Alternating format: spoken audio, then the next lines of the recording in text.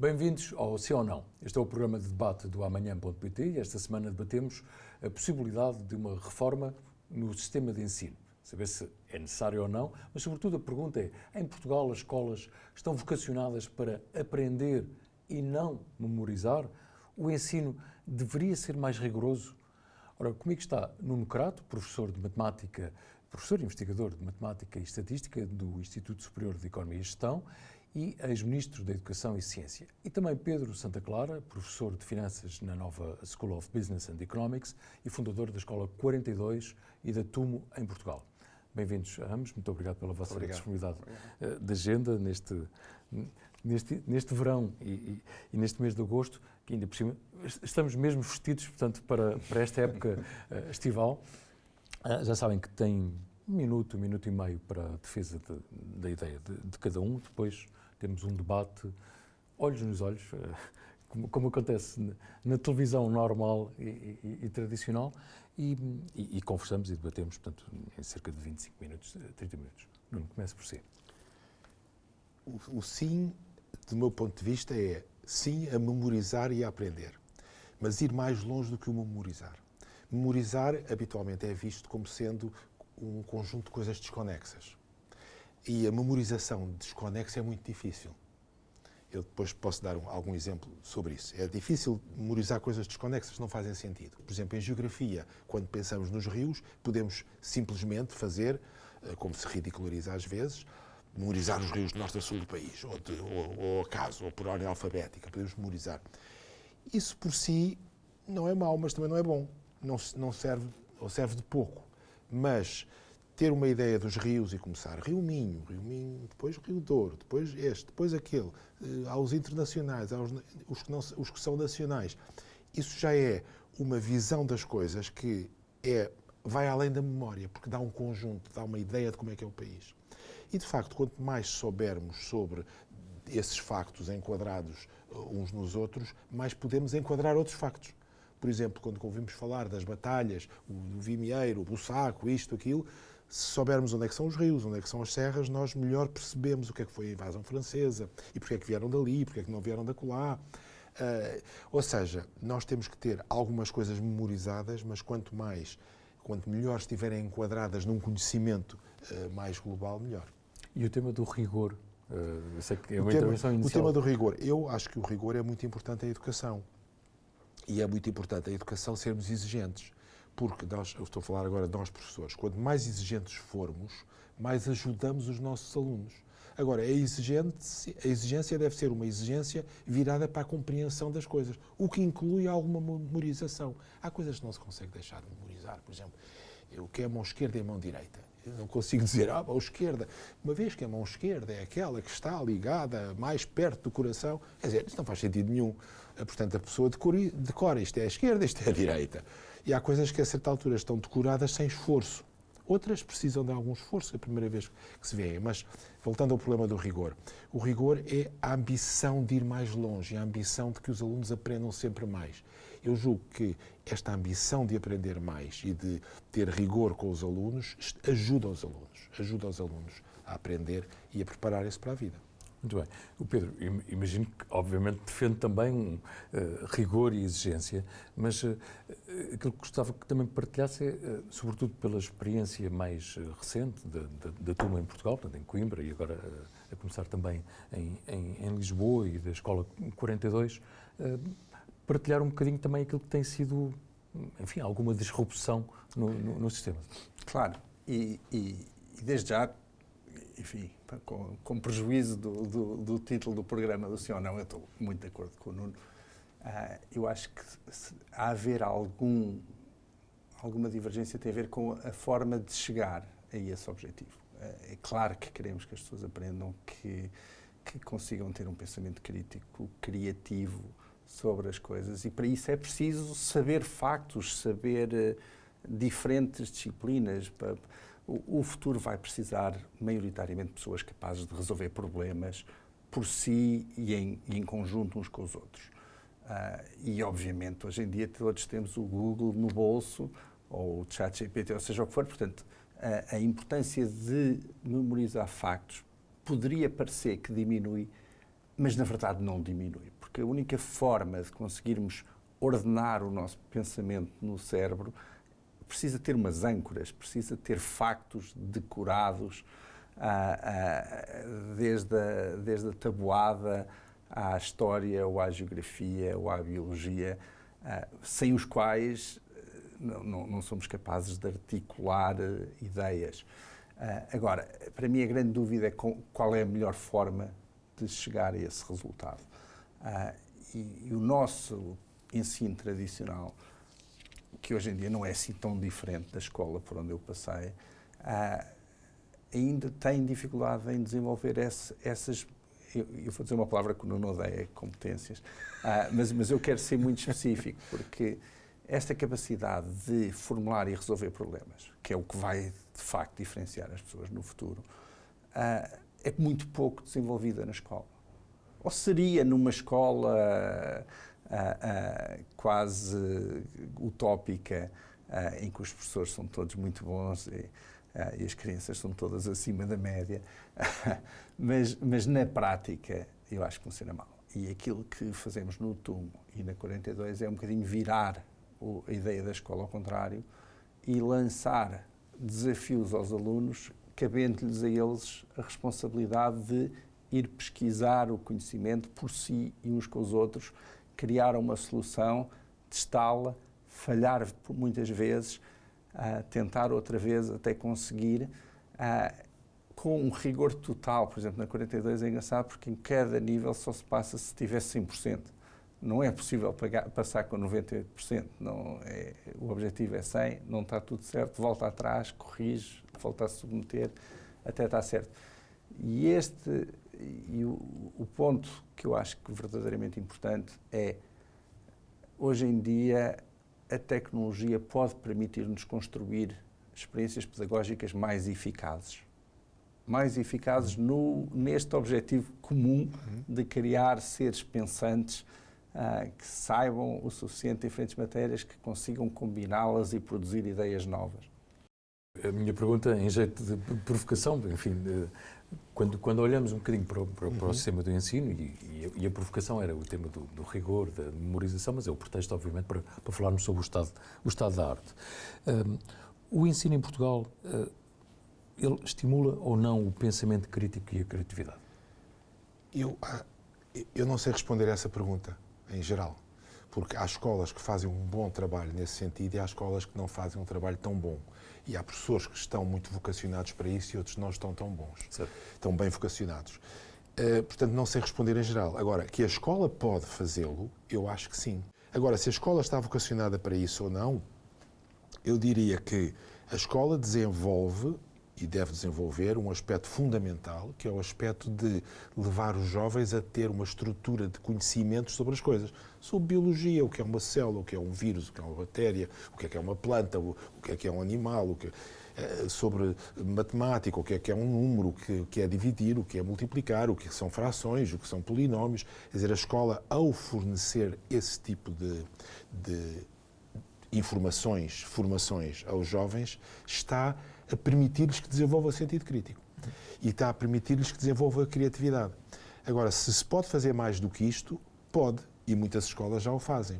Depende muito da atitude do professor e depende muito da atitude da escola e depende muito da avaliação também. Porque se a avaliação, começando por esta, é virada para a memorização, ou seja, se os professores e o Ministério faz testes que diga quantos rios de Portugal começam com R, uma coisa desse tipo, obriga os miúdos a estarem a memorizar esse tipo de coisas, está a dirigir para uma memorização puramente memorística, quer dizer, não é uma memorização que seja base de compreensão de alguma coisa. Se pelo contrário disser, diga quais são os principais rios de Portugal que enquadram as serras não sei quantas, está a olhar para a geografia de uma forma integrada, de uma forma em que as coisas fazem sentido umas com as outras. Isto eu estou a falar da avaliação. Nas aulas é a mesma coisa. Se o professor chegar ao fim da aula e dizer, então digam lá, definição de polinómio, só assim, não está a fazer tudo aquilo que pode fazer para que os jovens percebam melhor o que é um polinómio, que é um grau de polinómio. Na verdade, na verdade a escola pode fazer e deve ajudar a ir um bocadinho mais longe do que fornecer esse conhecimento de base. E isso depende muito do professor, depende das perguntas do professor na aula, depende da atitude na aula, depende daquilo que se diz aos alunos para fazerem em casa, depende dos testes, depende de todo esse tipo de atividade. Pedro, mas precisamente na mesma pergunta, mas também com um outro aspecto, até pela sua experiência, a educação deveria ter uma aposta maior em projetos mais práticos, atividades mais práticas, e com a mesma pergunta, que o ensino deveria estimular mais o pensamento crítico e a criatividade? A resposta é sim. Eu acho que muito do que o Nuno disse é muito interessante e relevante, mas quando diz depende da escola, depende do professor, eu acho que é aí que de facto os problemas surgem, que é, nós às vezes tendemos a pensar a escola com base numa escola ideal, povoada por professores ideais. E na verdade não é essa a experiência generalizada.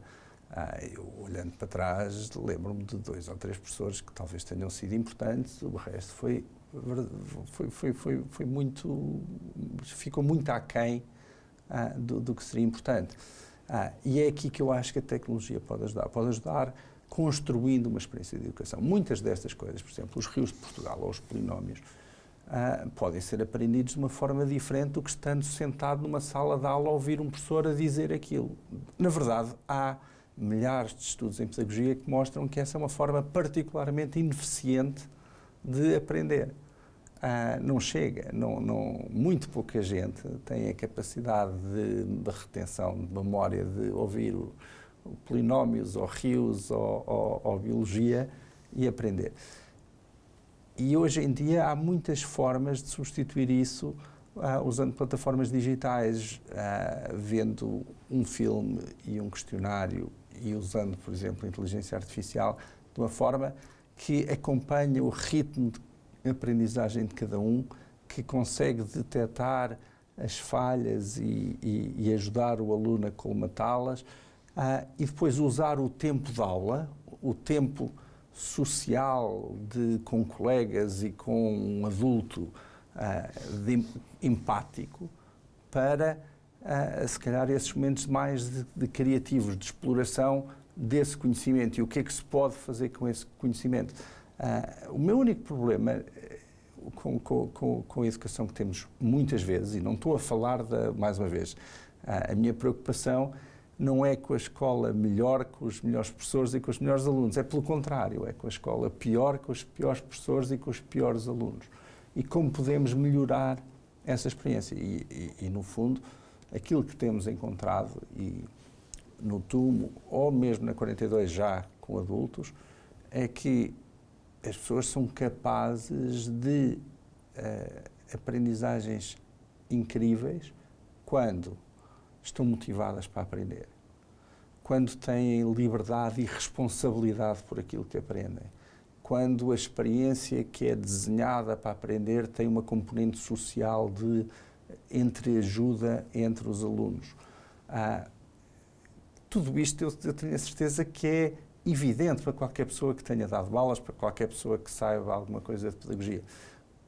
A verdade é que, embora seja evidente e conhecido há 100 anos, não é aplicado na sala de aula, porque pura e simplesmente não é possível, porque o professor chega e tem um programa vastíssimo para dar e tem aquilo dividido em aulas de, não sei, 50 ou 90 minutos, ou seja o que for, e tem que dar esta matéria toda e não há tempo para estabelecer a relação humana, não há tempo para encontrar o significado daquilo que se está a aprender.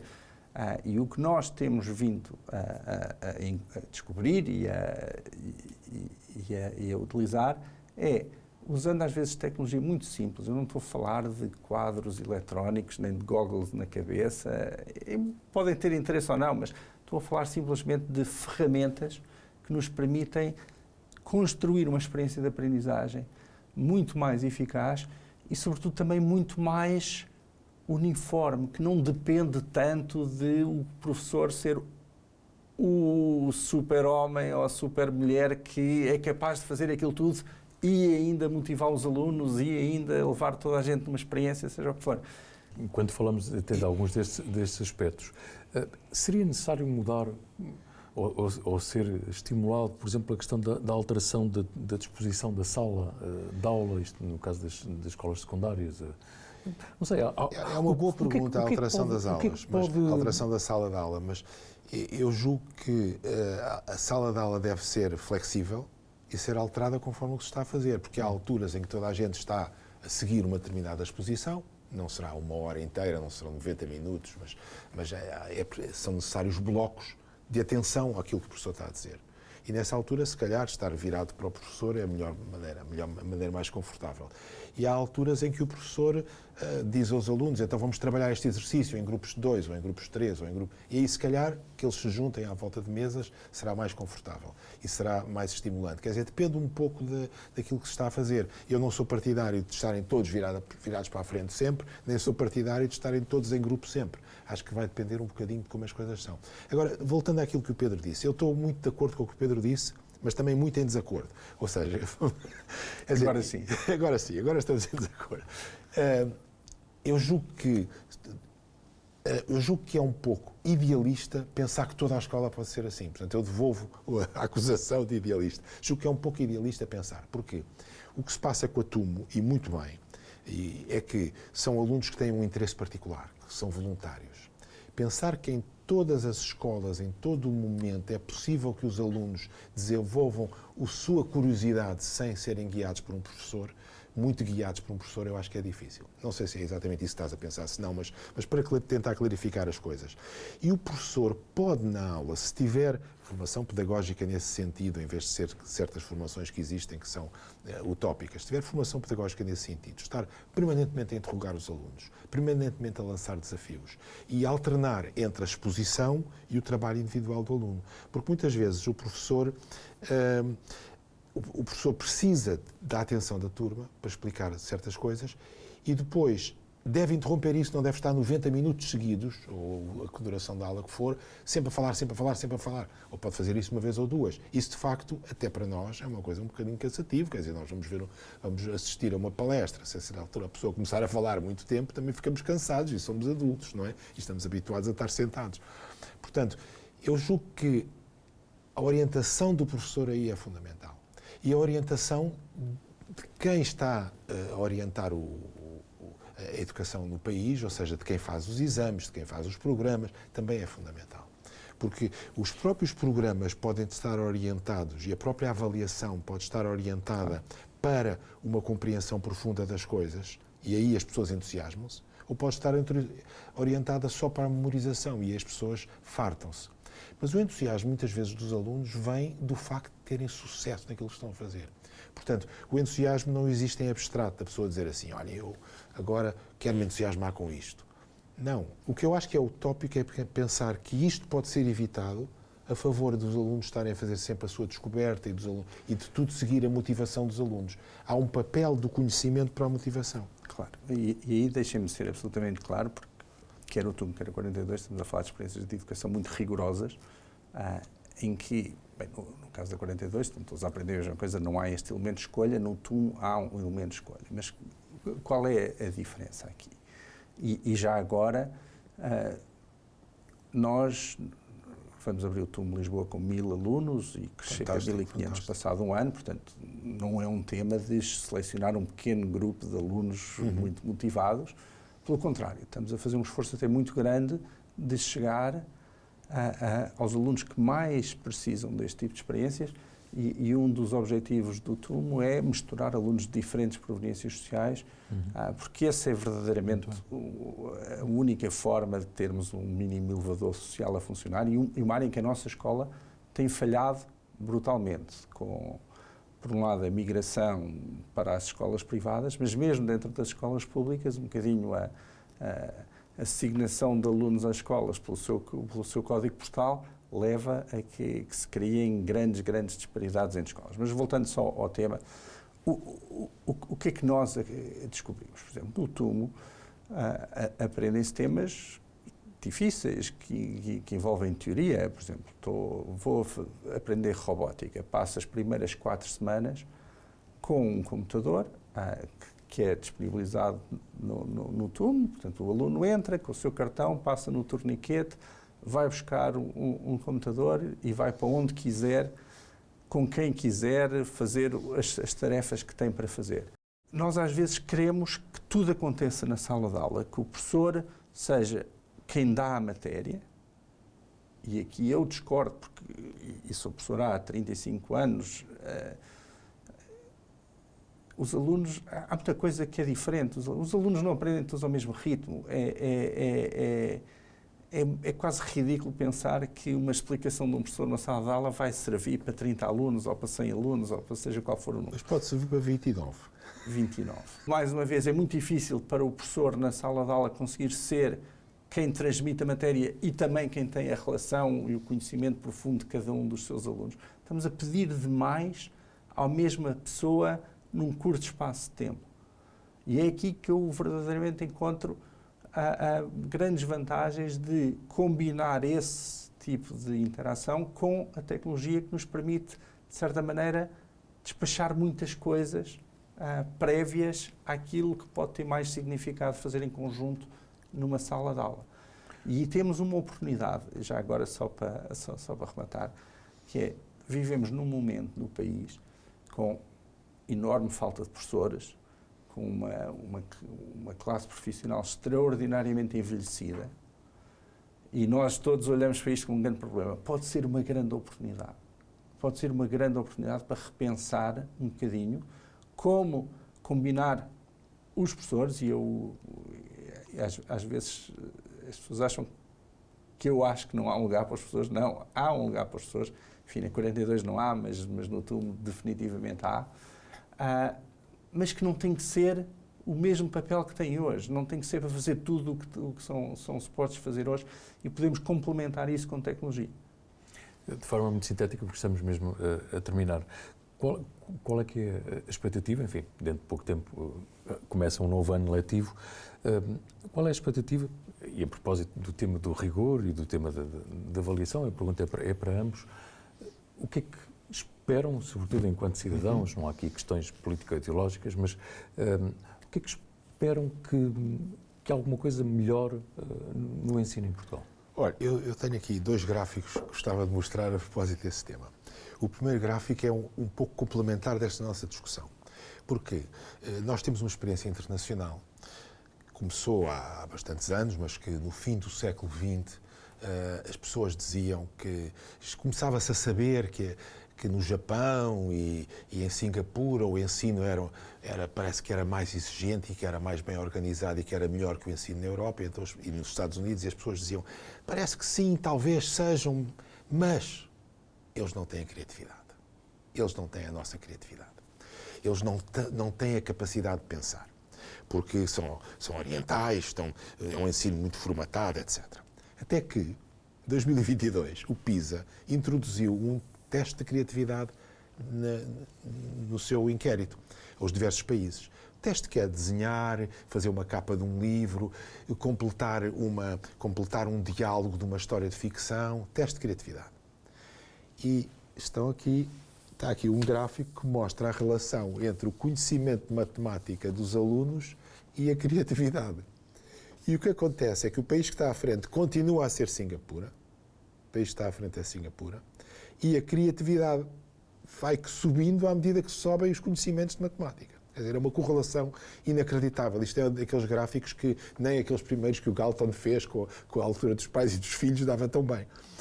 E, portanto, isto é o que nós hoje sabemos sobre a importância, não em termos de psicologia cognitiva, mas em termos de educação dos países, sobre a importância do conhecimento de matemática e do rigor no ensino da matemática para a criatividade dos jovens.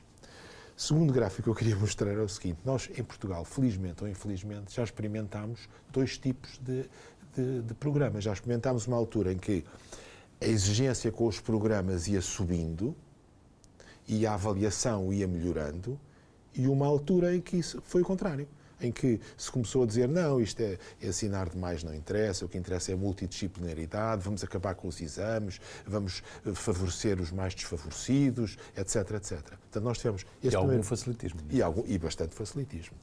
Portanto, tivemos um período, eu diria que este período maior de crescimento do rigor vai até 2015 e de crescimento do rigor, de crescimento da avaliação, vai a partir de 2015 até hoje. E, portanto, já experimentámos isso, felizmente ou infelizmente. Eu tenho aqui um gráfico, que não é meu, é do PISA, é da OCDE, que mostra o que aconteceu até 2015, em termos de conhecimentos em matemática, leitura e ciências, e o que aconteceu a partir de 2015. E é muito claro. Nós até 2015 subimos, os nossos melhores resultados internacionais de sempre são 2015, até 2015 subimos, e a partir de 2015 baixamos. Exatamente. Dramaticamente. E isto não é pandemia. A descida apareceu antes da pandemia. Portanto, isto não há dúvida nenhuma.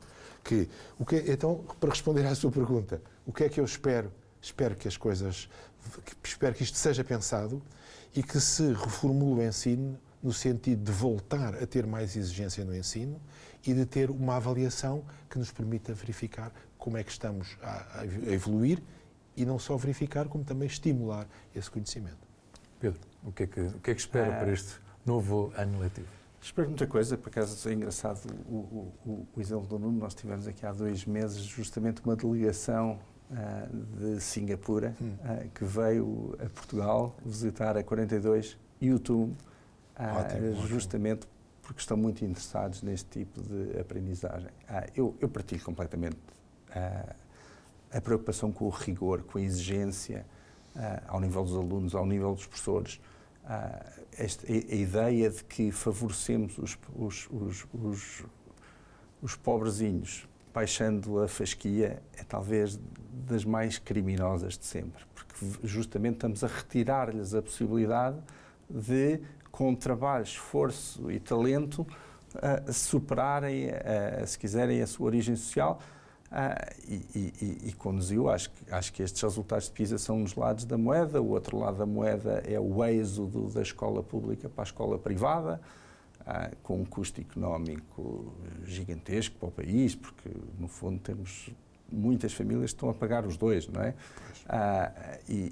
Portanto, acho que exigência, rigor. Ao mesmo tempo, acho que temos que pensar também na própria organização do nosso sistema educativo, que ainda é extraordinariamente centralizado, hierárquico, top-down. Acho que, ao mesmo tempo, temos que deixar muito mais espaço às escolas para experimentarem, para poderem recrutar professores, despedir professores, promover professores, tudo aquilo que não existe e que para mim é incompreensível. Basta pensar se nós estivéssemos a gerir uma padaria em que nós não pudéssemos recrutar os padeiros, despedir os padeiros maus. Era o Ministério Central das Padarias que punha lá. Pronto, que é o caso que eu gosto de dizer, que gera 5.000 e tal padarias pelo país e 100 e tal mil padeiros. E isto tem que é ridículo. Já nenhuma indústria no mundo usa este modelo de planeamento central soviético para qualquer atividade económica. É ridículo que isto ainda exista na educação. Tem que verdadeiramente pensar de uma forma um pouco mais aberta, de que não estamos só presos a este modelo, que temos que trazer incentivos à inovação, à melhoria, incentivos. Já agora, eu sou economista, é uma palavra muito cara aos economistas, e os incentivos é uma coisa que está muito omissa em todo o nosso sistema de educação. E sem eles é muito difícil, de facto, criar experiências de excelência, porque ficamos só dependentes do carola, do que veste a camisola, do talentoso que, por acaso, consegue fazer omeletes sem ovos. Não pode ser isto. Agradeço muito a ambos, enfim, os vossos contributos, as reflexões. Como sabem, e quem nos está a ver, quem está a ouvir, não tivemos a discutir o tema dos sindicatos, as colocações dos professores, portanto, tentamos debater aqui alguns temas que vão além da espuma dos dias e olhar, enfim, com maior atenção para alguns temas que são mais estruturais. Muito obrigado a ambos. Obrigado. É tudo. Já sabe que pode ver este debate no site amanhã.sapo.pt, também na Euronews. Aliás, fica disponível no canal YouTube em português da Euronews. Pode ouvir o podcast e, como sempre, ler no jornal Portugal Amanhã, que sai com o nascer do sol. Conto consigo na próxima semana.